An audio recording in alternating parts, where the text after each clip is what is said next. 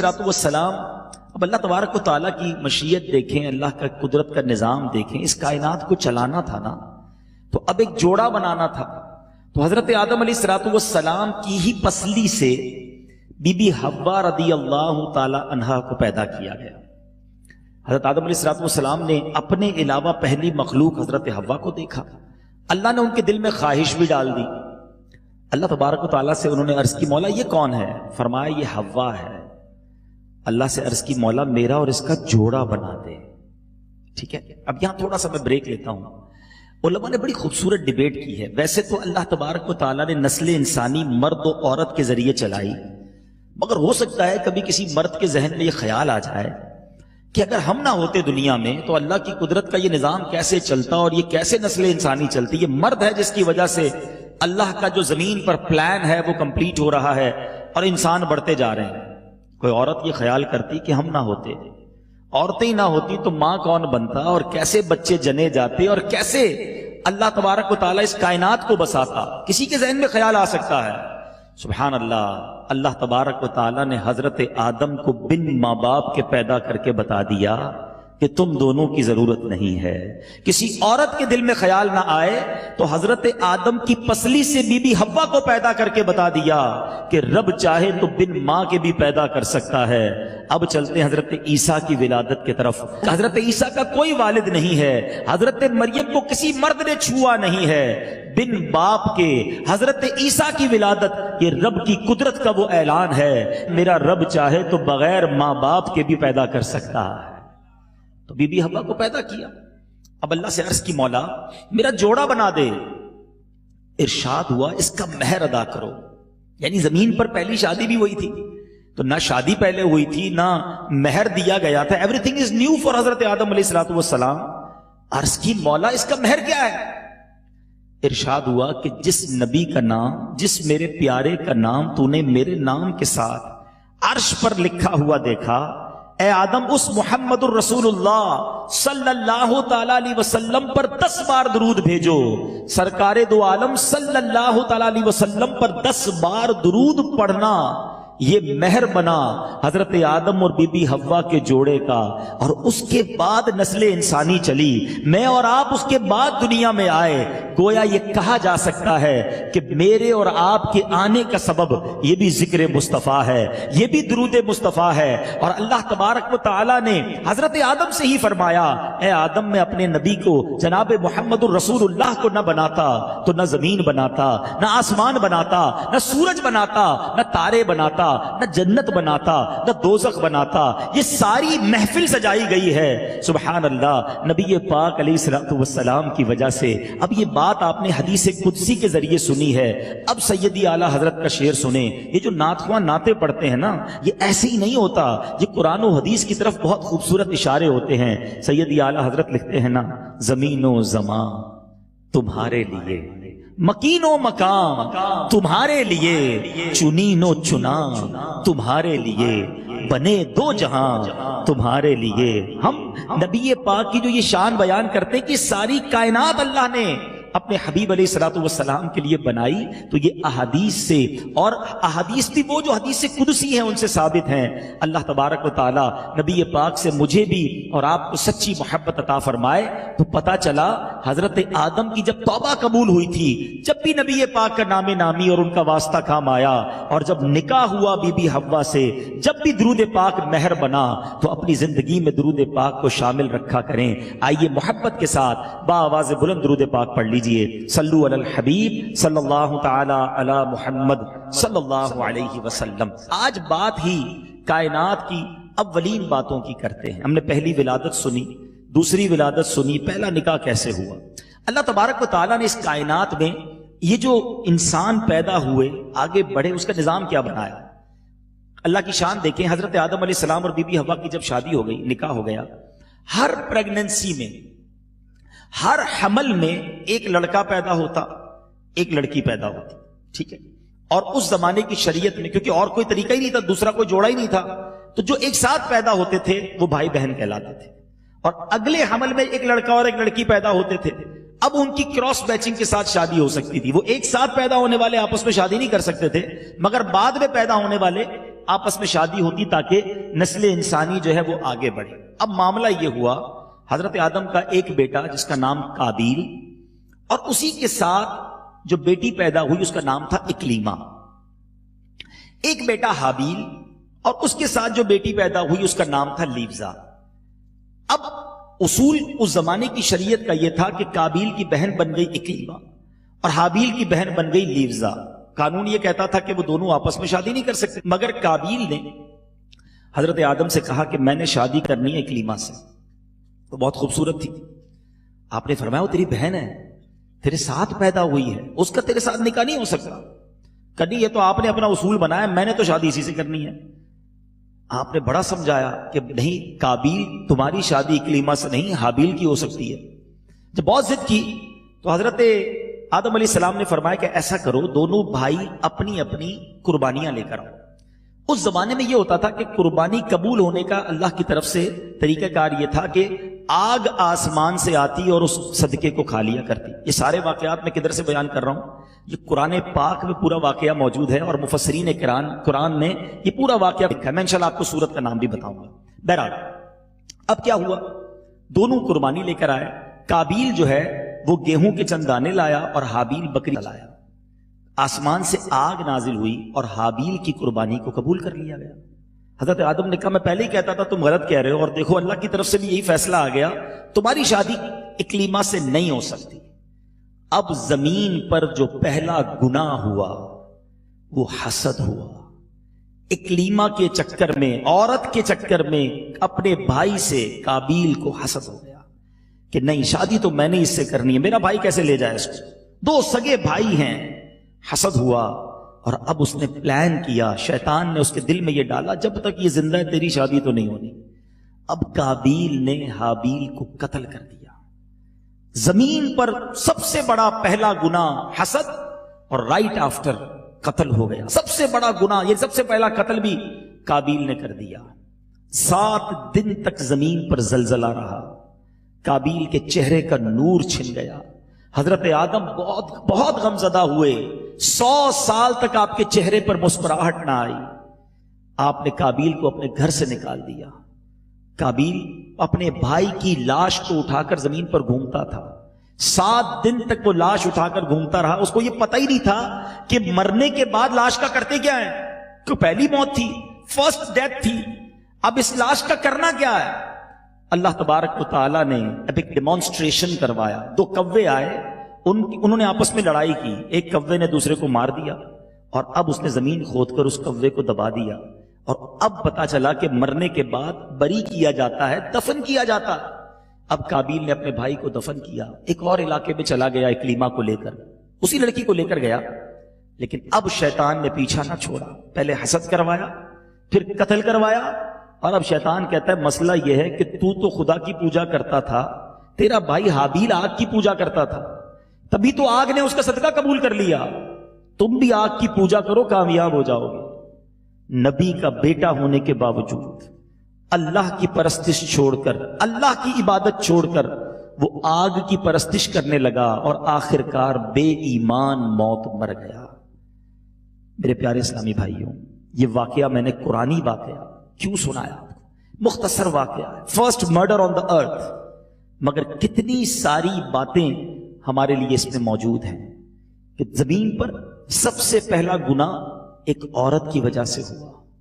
عورت کا فتنہ ہم سب کو اس سے بچنا ہے۔ اللہ تبارک و تعالیٰ مجھے اور آپ کو نفس و شیطان کے واروں سے بچائے۔ اپنی نگاہوں کی حفاظت کرنی ہے، جو شریعت نے جائز راستے بتائے بس وہیں تک محدود رہیں۔ پہلے جناب یہ فرینڈ شپ اور یہ جو چکر چلتے ہیں، آخر کار وہ تباہی اور بربادی کی طرف لے جاتے ہیں۔ دوسری بات جو سیکھنے کو ملی کہ پھر حسد ایسی چیز ہے کہ جو بھائی کو بھائی کے قتل پر بھی ابھار دیتا ہے۔ اور حدیث پاک پہلے میں آپ کو سناتا ہوں، اللہ کے حبیب صلی اللہ تعالی علیہ وسلم فرماتے ہیں کہ کائنات میں صبح قیامت تک، حدیث پاک کا مضمون ہے، جب تک خون ناحق ہوگا، جب تک قتل ہوتے رہیں گے، ان سب کا گناہ قابیل کو ملے گا، کیونکہ زمین پر قتل کی ابتدا اس نے کی ہے۔ اس حدیث سے سیکھنے کو کیا ملا کہ گناہ جاریہ جو ہوتے ہیں نا، انوینشن جو کرتے ہیں لوگ غلط کاموں کی، وہ دنیا سے چلے جائیں، ان کو وہ گناہ ملتا رہتا ہے. آج بڑا عجیب دور ہے. ہمارے بزرگان دین ہمیں سکھا کر گئے, بتا کر گئے کہ ایسے کام کرنا جو صدقہ جاریہ ہو. زندگی میں ایسی نیکیاں کر جانا کہ تم مر جاؤ, لوگ نیکی کرتے رہیں, تمہیں ثواب ملتا رہے. مگر یہاں آج کل تو مزاج ہی الگ ہے. لوگ خود غلط کام کرتے. دیکھیں, انسان سے اپنی غلطی ہو جائے توبہ کرنی چاہیے, چھپانا چاہیے. مگر اب تو یہ واٹس ایپ, فیس بک, شیئرنگ, میں نے فلاں غلط کام کیا تم بھی کر لو, فلاں فلم دیکھ کر آیا, فلاں کانسرٹ میں ہو کر آیا, فلاں جناب بے حیائی کر کے آیا, اب تمہاری باری تم بھی جاؤ تاکہ سارے گناہ مجھے مل جائیں. یہ حدیث ڈرا دینے کے لیے کافی ہے. قتل ایک کیا تھا اس نے, مگر صبح قیامت تک کائنات میں جتنے خونے ناحق ہوں گے, میرے آقا فرماتے ہیں صلی اللہ تعالی علیہ وسلم, اس کا گناہ قابیل کو ملے گا. یہ ہم سب کے لیے سبق ہے.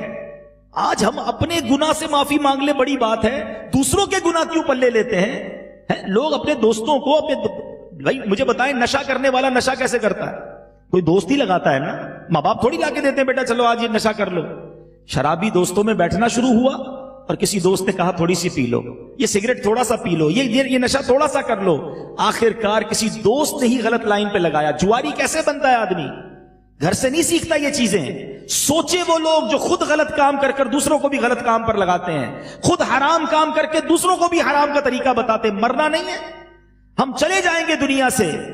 کہیں ایسا نہ ہو کہ یہ نسل در نسل گناہ چلتا رہے اور سب عذاب آپ کو قبر میں ملتا رہے. ارے زندگی میں ایسے کام کر جاؤ کہ میں رہوں نہ رہوں, روز مجھے قبر میں ثواب کا تحفہ ملتا رہے. اللہ کرے کسی کو نمازی بنا جاؤں. کسی کو بتانا ہے تو نماز کا طریقہ بتاؤ نا, درود پاک کی فضیلت بتاؤ, قرآن کا سلیقہ بتاؤ, ماں باپ کا ادب سکھاؤ. کوئی ایسا کام کرے زندگی میں. اللہ نے مال دیا ہے تو اپنے مال سے کوئی ایسا کام کر جائیں, کوئی مسجد, کوئی مدرسہ, کوئی کنواں, کوئی درخت. صدقہ جاریہ کے بڑے طریقے ہیں. ایسے کام کر جائیں کہ میں رہوں نہ رہوں. لوگ ماشاءاللہ یتیم خانے اور نہ جانے کتنے اچھے کام کرتے ہیں. تو یہ وہ تھنکنگ ہے. مرنا مجھے اور آپ کو سب کو ہے. ایسی زندگی گزارو کہ قبر میں جا کر کہیں کسی کی وجہ سے پنشمنٹ نہ ملے. یہ قابیل کا یہ جو واقعہ ہے یہ ہم سب کے لیے سبق ہے. اور اب آتے ہیں دوسرے پوائنٹ کی طرف کہ حسد یہ کتنی خطرناک چیز ہے. حسد اتنی بڑی بیماری ہے. دو حدیثیں سناتا ہوں. اللہ کے حبیب صلی اللہ تعالی علیہ وسلم فرماتے ہیں حسد نیکیوں کو اس طرح کھا جاتا ہے جیسے آگ لکڑی کو کھا جاتی ہے. سردیوں کے دن ہے, کبھی آپ نے بھی بون فائر کیا ہوگا, لکڑیاں جمع کر کے آگ لگائیں, کیا ہوتا ہے تھوڑی دیر بعد لکڑیاں ختم, چورا چورا خاک within few minutes. بڑی مشکل سے روزے رکھے, نمازیں پڑھی, ویسے ہی مشکل آج کے دور میں نیکیاں کرنا, صدقے دیے, روزے رکھے, اور یہ ساری نیکیاں جمع کر کے حسد کر کے آگ لگا دے. یہ کر رہے ہوتے ہیں.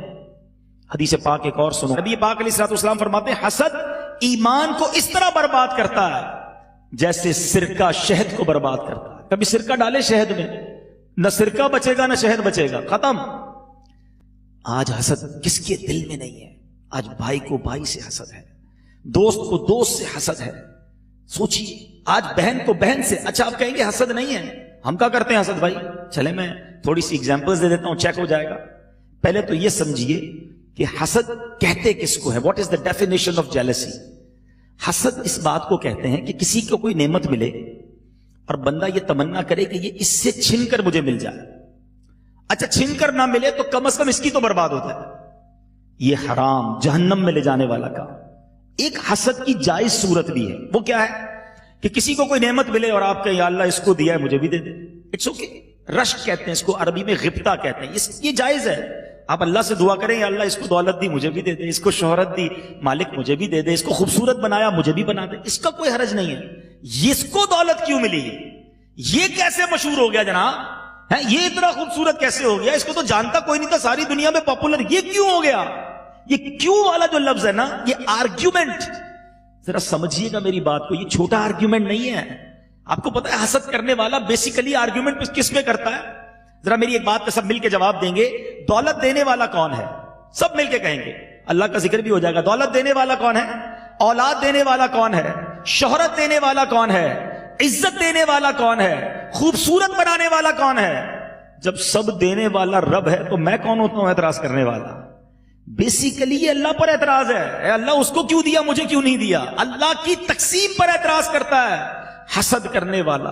اتنا بڑا گناہ ہے. مگر آج ہر ایسا لگتا ہے کہ کئی لوگوں کے دلوں میں حسد ہے. اب آپ پھر سوچ رہے ہوں گے کہ واقعی بہت بری بات ہے، حسد تو بالکل نہیں کرنا چاہیے، میں تو نہیں کرتا. ٹھیک ہے، اب میں آپ کو چھوٹا سا ٹیسٹ بتا دیتا ہوں. پہلے تو یہ طے کر لیں حسد ہوتا کس سے ہے. حسد کبھی بھی آپ کو ان نون پرسنالٹی سے نہیں ہوگا، جس کو ہم نہیں جانتے اس سے حسد تھوڑی ہوگا. میرا امریکہ میں رہنے والے کسی انگریز سے تو حسد ہو ہی نہیں سکتا جب میرا اس سے کوئی تعلق ہی نہیں. حسد ہوگا آپ کے ہی کسی قریبی بندے سے. فیملی ممبر ہونا چاہیے، ساتھ بزنس کرنے والا ہو، آپ کے ساتھ قریب کا کوئی دوست ہو، کوئی نہ کوئی نون پرسنالٹی ہوگی آپ کے، خاص طور پہ آپ ہی کی فیلڈ کا کوئی ہو. اب کیا حسد، میں چیک آپ کو ٹیسٹ دے رہا ہوں. پوری زندگی میں آپ اپنے ذرا نظر دوڑائیے، اپنی فیملی میں، اپنے کولیگز میں، اپنے دوستوں میں، اگر سیاسی لوگ بیٹھے تو اپنی پارٹی میں، سامنے والی پارٹی میں نظر دوڑائیے کہ کوئی ایسا ہے کہ جب بھی اس کی تعریف ہوتی ہے تو مجھے تکلیف ہوتی ہے.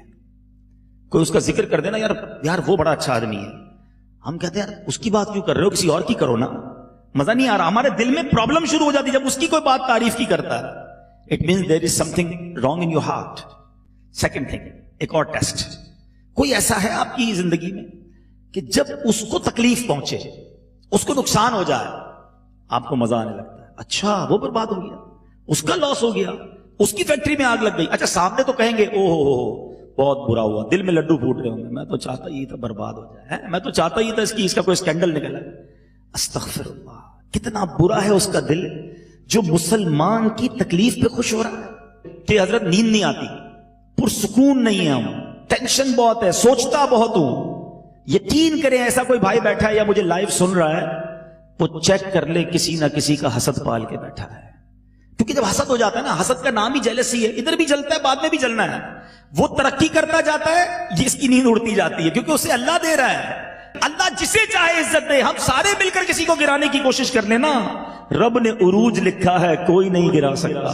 ساری دنیا گرانے کی کوشش کر لے، ساری دنیا اٹھانے کی کوشش کر دے، رب نے ذلیل ہونا لکھا ہے کوئی عزت نہیں دے سکتا. تو میرے اور آپ کے اختیار میں جب ہے ہی کچھ نہیں تو خوش ہونا سیکھو نا. مگر ہمیں پرابلم کیا ہے، نیا گھر لے لیا، ابھی تو 500 گز کے گھر میں رہتا تھا، 1000 گز کا لے لیا ہے، 2000 گز کا گھر لے لیا، ابھی تو نئی گاڑی لی تھی، ایک اور گاڑی لے لی. اچھا دوسرے ملک میں بھی فیکٹری لگا لی. وہ بڑھتا جا رہا ہے، تم جلتے جا رہے ہو. کیوں پرابلم ہے بھائی؟ اللہ دے رہا ہے نا. خوش ہونا سیکھ جائیں، اللہ کی بارگاہ میں دعائیں کریں، اللہ سب کی خیر فرما، ان کے صدقے میری بھی خیر فرما دے. لیکن پرابلم یہی ہے کہ لوگ ترقی کرتے ہیں، قریب کے لوگ بھی نہیں دیکھ سکتے. اتنا شیطان، دیکھیں میں نے آپ کو نبی کے بیٹے کا واقعہ سنایا ہے، میری اور آپ کی تو اوقات ہی کوئی نہیں نا. شیطان کس کے دل میں جا کر کیا کر دے، بہنوں میں حسد کروا دیتا ہے. ایک بہن شادی کر کے سخی ہے اور دوسری بہن کے گھر میں پرابلم ہے، اس کو اس بہن سے حسد ہو جائے گا. بھائی کو حسد ہو جاتا ہے، کیوں ترقی کر رہا ہے، میں پیچھے رہ گیا. ساتھ نوکری کرنے والے کہتے ہیں سیٹ کی چاپلوسی کرتا ہے اس لیے اس کا گریڈ بڑھ گیا ہے، اس لیے تنخواہ بڑھ گئی ہے. ارے اللہ اسے نواز رہا ہے. یہاں تو اتنا برا حال ہے کہ کوئی حج پر چلا جائے، عمرے پر 2 بار چلا جائے، زمانے کے پیسے دینے ہیں، دیکھو بھائی عمرے کر رہا ہے، حج کر رہا ہے. ارے وہ جانے، اس کا رب جانے. آپ کون ہوتے پرابلم کریٹ کرنے والے، ٹینشن لینے والے؟ اور اس میں نقصان ہمارا ہی ہے. کیا فرمایا آقا نے؟ نیکیاں آگ لکڑی جس طرح کھاتی اس طرح نیکیاں ختم. اس کا تھوڑی کچھ بگڑا. حسد ہم نے کیا اور ہماری نیکیاں برباد ہو رہی ہیں، سکون ہمارا برباد ہو رہا ہے. تو پلیز یہ قرآنی واقعہ، زمین پر پہلا گناہ حسد ہوا تھا. اور اگر آگے چلیں عالم برزخ میں، جب حضرت آدم کو فرشتوں نے سجدہ کیا، کیوں نہیں کیا ابلیس نے سجدہ؟ وہاں بھی حسد تھا، وہاں تکبر تھا. یہ وہ بیماریاں ہیں جو ازل سے آ رہی ہیں، مگر لوگ نہیں سمجھتے. آج نہ جانے کیوں یہ پرابلم ہو گئی ہے کہ ذرا سی کسی کی ترقی کا سنیں، ہمیں کوئی گھر پہ بلائے دعوت کے لیے، ضرور جائیں گے، اچھا کھانا بھی کھائیں گے، اس کی تعریف بھی کریں گے، ماشاءاللہ بہت اچھا گھر بنایا ہے، کیا شاندار فرنیچر ہے. باہر نکل کے بولیں گے 2 نمبر کے پیسوں سے بنایا ہے. گھر اس نے بنایا، ٹینشن تمہیں شروع ہو گئی. نہ کریں ایسا. سب کی خوشی میں خوش رہنا سیکھو، سب کی ترقی میں خوش ہونا سیکھو. بڑا خوبصورت جملہ بزرگوں سے سنتے آ رہے ہیں، سب کا بھلا سب کی خیر، سب کے بھلے میں اپنی خیر. سب کا بھلا ہو جائے گا، ہمارا بھی بھلا ہو جائے گا. ہم کیوں چاہتے ہیں کسی کا برا ہو؟ تو زندگی میں اپنے دل سے حسد نکال دو. اور اس کا میں علاج بھی بتا دیتا ہوں. خدا نہ خواستہ میرے کسی بھائی کو میری باتوں سے فیل ہو رہا ہے، دیکھیں ڈائگنوز کرنا پڑے گا. یہ بھی بڑا پرابلم ہے آج کل. لوگ کہتے ہیں ٹیسٹ نہیں کرواؤ بھائی، ٹیسٹ کروائیں گے تو شوگر نکل آئے گی، بلڈ پریشر نکل آئے گا، بغیر ٹیسٹ کی چلنے دو. پھر بغیر ٹیسٹ کی چلے جاتے ہیں. ایسا نہیں کرنا چاہیے. ٹیسٹ کرواؤ گے تو علاج کرواؤ گے نا. تو آج میں نے آپ کو سمجھ لے لیبورٹری ٹیسٹ بتا دیا ہے کہ چیک کر لیں حسد ہے کہ نہیں. اور اگر کسی کو فیل ہو رہا ہے تو انڈر دا کارپیٹ نہ کریں اس کو، یہ ایمان برباد کرنے والی بیماری ہے. آپ ڈائگنوز کریں، اچھی طریقے سے سوچیں کہ ہاں یار فلاں بندے کی جب بھی تعریف ہوتی ہے نا مجھے پرابلم ہوتی ہے. ایک بندہ ہے اس کو جب ترقی ملتی ہے مجھے تکلیف ہوتی ہے، میں چاہتا ہوں وہ برباد ہو جائے. اگر ایسا کوئی ہے پہلے ڈائگنوز کر لیں، اور اگر ہو گیا نا اب میں آپ کو علاج بتا دیتا ہوں. اللہ کریم ہے، علاج ہو جائے گا. 2-3 چیزیں ہیں. پہلی چیز، ہر گناہ سے بچنے کے لیے بہترین طریقہ ہے وہ ہے دعا.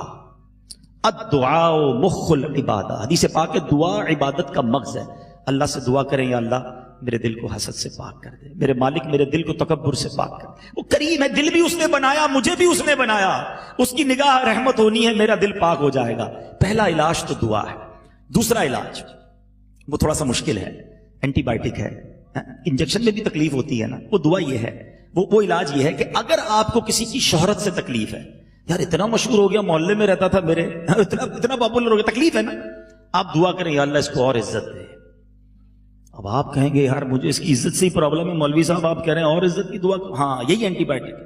کسی کی دولت سے تکلیف ہے کہ یار اتنا کاروبار بڑھ گیا، اتنی برانچز، اب یہی دعا کریں یا اللہ اس کی دولت میں اور برکت دے. بہت تکلیف ہوگی آپ کو شروع میں، یہ اینٹی بائیوٹک ہوگا. کیا آہستہ آہستہ دل سے زنگ دور ہونا شروع ہوگا، حسد دور ہونا شروع ہوگا. پھر کوئی آ کر بتائے گا نا یار اس کا اور کاروبار بڑھ گیا، تو آپ کہیں گے میں بھی تو دعا کرتا ہوں، بڑھنا ہی تھا. اب آپ کو حسد نہیں ہوگا. یہ علاج ہے اس کا. تیسرا علاج یہ ہے، حدیث پاک ہے تہادو تہابو، تحفہ دو محبت بڑھے گی. جس سے حسد ہے اچھا سا گفٹ لے کر جائیں اس کے پاس. بتانا نہیں کہ بھائی تجھ سے حسد ہو گیا تھا اس لیے تحفہ لایا ہوں، جھگڑا ہو جائے گا، ایسا نہیں. یہ تو بتانا اس بیمار میں ہوں وہ تھوڑی ہے، علاج مجھے کرنا ہے. جائیں اس سے ملیں، محبت سے مسکرا کر ملیں، اچھا سا تحفہ دیں. آپ کے دل سے انشاءاللہ یہ نفرت جو ہے، یہ حسد جو ہے دور ہو جائے گا. بلیف کریں جس دن یہ حسد سے پاک دل مل گیا نا، آپ اتنی سکون کی نیند سوئیں گے. آپ کو کسی کی ترقی میں پرابلم نہیں ہوگا، کسی کی عزت بڑھے گی آپ کو پرابلم نہیں ہوگا. آپ پرسکون ہو جائیں گے، آپ ریلیکس ہو جائیں گے.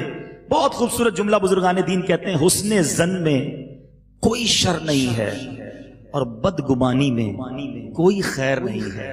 مائنس تھنکنگ میں خیر ہی نہیں ہے، پازیٹیو سوچنے میں کوئی پرابلم ہی نہیں ہے. تو پازیٹیو بن جائے نا، لائف پرسکون ہو جائے گی. اور اب آخری بات اس واقعے سے جو ہمیں سیکھنے کو مل رہی ہے، اللہ کے نبی کا بیٹا قاتل بھی بنا اور بے ایمان ہو کر مرا، تو مجھے اور آپ کو بھی سیٹسفائی نہیں ہونا ہے. نمازی بن گئے، اگر روزے رکھ لیے، حج کر لیے، صدقے خیرات دے دیے، نام بن گیا، اس کا مطلب یہ نہیں کہ اب جنت پکی ہو گئی ہے. توبہ کرتے رہیں، ڈرتے رہیں اللہ سے، ایمان کی حفاظت مانگتے رہیں. ہمیں نہیں معلوم ہمارا ایمان پر خاتمہ ہوگا کہ نہیں، اپنی دعاؤں میں ایمان کی حفاظت کی فکر داخل کریں. سرور کائنات علیہ الصلوۃ والسلام کی یہ دعا ہوا کرتی، یا مقلب القلوب ثبت قلبی علی دینک، اے دلوں کو پھیرنے والے اپنے دین پر میرے دل کو ثابت قدمی عطا فرما. نبی پاک دعا کر رہے ہیں. ہم کتنی دعا کرتے ہیں؟ ہمیں تو کاروبار کی دعا کرنی ہے، اپنے دوسرے معاملات کی دعا کرنی. ایمان کی دعا بھی شامل کریں، فکر کریں اپنے ایمان کی. اور ایک اور بات، اگر کسی کی اولاد بگڑ جائے تو اس سے والد کو کرٹیسائز نہیں کیا جاتا. اللہ والوں کی اگر کوئی اولاد بگڑ جائے اس میں والد کا قصور نہیں ہوتا. یہ بات بہت دور تک جائے گی، عقل مندوں کے لیے اشارہ کافی ہے کہ اگر کسی کی اولاد بگڑ جائے، ایمان والی نہ رہے یا بدکار ہو جائے، اور والد اگر اللہ کا بزرگ ہو، اللہ کی بارگاہ میں اس کا مرتبہ ہو، تو اس کو کرٹیسائز نہیں کیا جاتا. یزید یقیناً پلید ہے اور یزید سے یقیناً ہمیں نفرت ہے، مگر سیدنا امیر معاویہ کا رتبہ اپنی جگہ عرفہ اور اعلیٰ ہے. وہ کاتب وحی اور صحابی رسول ہیں. تو کہیں بھی زندگی میں، آج کے دور میں بھی، اگر کسی دنیا میں بہت بڑے بزرگ ہوں، عالم دین ہوں، اور ان کی اولاد نیک نہ ہو، تو we are not able to criticise. ہم کون ہوتے کرٹیسائز کرنے والے؟ اللہ کے نبی کے بیٹے. اور صرف ایک واقعہ نہیں، حضرت نوح علیہ الصلوۃ والسلام کا بیٹا کنعان جو ہے غرق ہو گیا، ان کی بیوی جو ہے وہ کافرہ تھی. تو یہ بات بہت دور تک جائے گی. تو بہرحال ہم اپنے عیبوں پر نظر ڈالیں، کسی کی طرف کیوں ہم جاتے ہیں. تو بہرحال آج میں یہ مختصر واقعہ لے کر اس لیے بھی آیا تھا کہ یہ قرآنی واقعہ ہے، اور اس واقعے کو پڑھ کر یہ بھی احساس ہوا کہ قرآن میں کیسے کیسے ہسٹوریکل واقعات ہیں، ہمارے لیے کتنا سبق ہے. میلاد کے اجتماع میں آئے ہیں، نبی پاک کے معجزات بچپن سے سن رہے ہیں. آپ جانتے ہیں سب سے بڑا معجزہ میرے آقا کا، اعظم المعجزات جس کو کہا گیا، وہ قرآن مجید ہے. وہ تو ہمارے درمیان ہے نا. ہم کتنا پڑھتے ہیں، کتنا سمجھتے ہیں، کتنا انڈرسٹینڈ کرتے ہیں. حدیث پاک میں آتا ہے وہ دل ویران ہے جس میں کچھ قرآن نہیں ہے. چیک کرو ہمارے دل میں کتنا قرآن ہے. نہ جانے کتنی باتیں دنیا کی پتہ ہیں، کتنی ہسٹریز پتہ ہیں، اور بات کرو گھنٹہ تو لگتا ہے بندہ کتنی نالج ہے اس کو، ساری دنیا کے معاملات اور حالات پتہ ہیں، نہیں پتہ تو قرآن کے بارے میں نہیں پتہ۔ حالانکہ قرآن جس دل میں ہوگا وہ دل قبر میں جب جائے گا تو قرآن قبر میں بھی نور کا کام کرے گا۔ تو اے میرے میٹھے اسلامی بھائیوں، قرآن سے دوستی کیجئے، قرآن پڑھنے والے بن جائیے۔ اگر یہ جو آپ نے واقعہ پڑھنا ہے پوری ڈیٹیل کے ساتھ تو چھٹے پارے میں سورہ مائدہ کی آیت نمبر 27 سے یہ واقعہ شروع ہوتا ہے۔ تلاوت کریں، ترجمہ کریں، تفسیر پڑھیں۔ سبحان اللہ، یہ جو نبی پاک کا معجزہ قرآن کو کہا جاتا ہے نا، خود قرآن کہتا ہے کہ اگر ہم یہ کسی پہاڑ پر نازل کرتے تو یہ ریزہ ریزہ ہو جاتا، قلب مصطفیٰ پر نازل کیا گیا۔ ایسی طاقت اور قوت اللہ نے نبی پاک کے دل کو عطا فرمائی۔ سورہ مائدہ کے شان نزول میں پڑھ رہا تھا کہ یہ جو قرآن کا جو بوجھ ہے نا، وحی کا جو بوجھ ہے، ایک بار نبی پاک علیہ الصلوۃ والسلام اونٹنی پر سوار تھے، سورہ مائدہ ہی کی کچھ آیتیں نازل ہوئیں، اونٹنی نے نبی پاک کا بوجھ اٹھانے سے انکار کر دیا، اتنا بوجھ بڑھ گیا، پیارے آقا زمین پر تشریف لے آئے۔ قلب مصطفیٰ کو اللہ نے یہ طاقت دی، یہ معجزہ ہے نبی پاک علیہ الصلوۃ والسلام کا۔ تو آج ایک اور نیت کر کے اس خوبصورت اجتماع میں جائیں کہ روز کچھ نہ کچھ قرآن پڑھوں گا، تلاوت کروں گا، ترجمہ پڑھوں گا، اللہ کا کلام میرے لیے ہے۔ الحمدللہ یہی دعوت اسلامی کا میسج ہے۔ اس طرح کے مزید بیانات سننے کے لیے مدنی چینل گھر پہ دیکھیں، گھر بیٹھے آپ کو بہت سارا علم دین سیکھنے کو ملے گا۔ اللہ کریم مجھے بھی قرآن پاک سے سچی محبت عطا فرمائے، آپ کو بھی نصیب فرمائے، اور اللہ سے دعا کرتے ہیں یا اللہ ہمارے دلوں کو حسد سے پاک کر دے، ہمارے دلوں کو تکبر سے پاک کر دے، ہمارے دلوں